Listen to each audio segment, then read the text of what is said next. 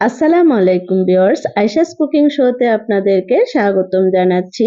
আজ আমি সরপুঁটি মাছ দিয়ে নতুন সিম দিয়ে রান্না করব। তো চলুন তাহলে শুরু করি। এই সরপুঁটি মাছ আমি দেখুন কেটে রেখেছি, ভালো করে ধুয়ে নিয়েছি। ধুয়ে নেওয়ার পরে আমি লবণ, হলুদ এবং রসুন বাটা, তারপরে মরিচের গুঁড়া অল্প অল্প করে দিয়ে আমি ম্যারিনেট করে রেখেছি 1 ঘন্টা। চুলায় কড়াই বসিয়ে দিয়েছি এবং সরিষার তেল দিচ্ছি 1/2 কাপের মতো, দিয়ে এই সরপুঁটি মাছ ভেজে নিচ্ছি। আপনারা ভাজতে পারেন, নাও ভাজতে পারেন, তবে অল্প কিছুক্ষণ ভেজে নিলে ভালো হয়। তো আমি মাছ হালকা করে ভেজে নিয়েছি, তারপরে উঠিয়ে নিচ্ছি এবং মাছ ভাজার তেলের ভিতরে আমি পেঁয়াজ কুচি দিলাম, দিয়ে হালকা ভেজে নিব। তো পেঁয়াজের ভিতরে আমি 4টা কাঁচামরিচ ফালি করে দিয়েছি এবং ভালো করে ভেজে নিচ্ছি। তারপরে মাছের ভিতরে যে মশলা ছিল সেই মশলার ভিতরে আরো অল্প একটু করে মশলা বা 1/2 টিস্পুন করে মশলাগুলো আমি অ্যাড করেছি, যেমন হলুদ গুঁড়া, মরিচের গুঁড়া, রসুন বাটা।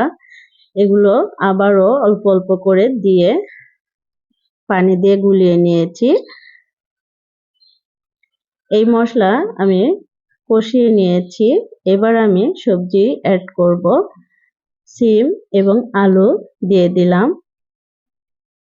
আপনারা আপনাদের পছন্দ মতো কেটে দিয়ে দিবেন। তো আলু সিম দেওয়ার পরে আমি ঢেকে দিয়ে কিছুক্ষণ রান্না করে নিব। কিছুক্ষণ পরে ফিরে আসলাম। ঝোল শুকিয়ে গিয়েছিল, আমি পানি দিয়ে দিচ্ছি। পানি দিয়ে ভালো করে নেড়ে দিচ্ছি এবং আবারও ঢাকনা দিয়ে দিচ্ছি। ঢাকনা দিয়ে আবারও কিছুক্ষণ রান্না করে নিব।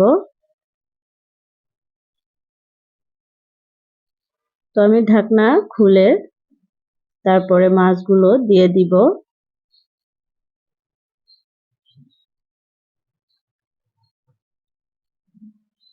মাছগুলো দেওয়ার পরে আমি লবণ চেক করেছি, লবণ অল্প একটু লাগবে, তো লবণ দিয়ে দিলাম।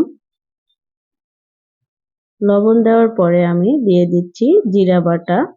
যেহেতু আগেও আমি অল্প একটু জিরা বাটা দিয়েছি, এখনো অল্প একটু জিরা বাটা 1/2 টিস্পুনের মতো দিয়ে পানি ঝোল দিয়ে মিশিয়ে দিচ্ছি।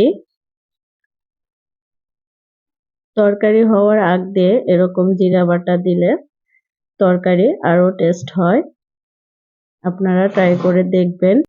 জিরা বাটা দেওয়ার পরে আরো কিছুক্ষণ রান্না করে নিব।